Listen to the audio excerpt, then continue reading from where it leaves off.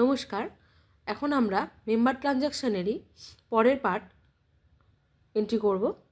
আমরা মেম্বার ট্রানজ্যাকশানে গেলাম এবং দেখুন এখানে আমরা আগে থেকে লোন রিকোয়েস্ট অপশানটি এবং লোন ডিসবার্সমেন্ট অপশানটি এন্ট্রি করে রেখেছি। লোন ডিসবার্সমেন্ট অপশানটিতে ক্লিক করলে আমরা দেখতে পাবো মেম্বারের নাম এবং তাকে কতটা ডিসবার্স করা হয়েছে এবং কতটা বাকি আছে সেটা আমরা দেখতে পেলাম।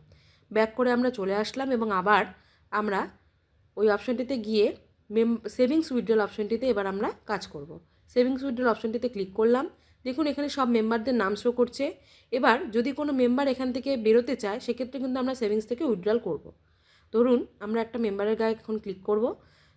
এই মেম্বারটি এসএসজি থেকে বেরোতে চাচ্ছে, তাহলে তাকে তার সেভিংসটা উইথড্রল করে দিতে হবে। সেক্ষেত্রে আমরা এই এন্ট্রিটা করব।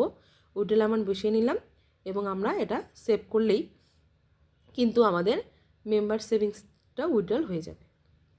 ব্যাক করে চলে আসলাম। এরপর আমরা আবার মেম্বার ট্রানজ্যাকশানে যাব এবং তার পরের অপশানটি আমরা এন্ট্রি করব। তার পরের অপশানটি হচ্ছে মেম্বার সামারি। মেম্বার সামারি অপশানে আমরা ক্লিক করব।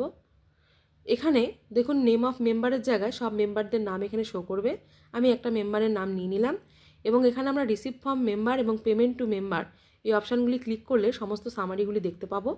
যা যা আমরা রিসিভ করেছি সমস্তই কিছুই আমরা এই মেম্বারের যা যা রিসিভ করেছি সব দেখতে পাবো।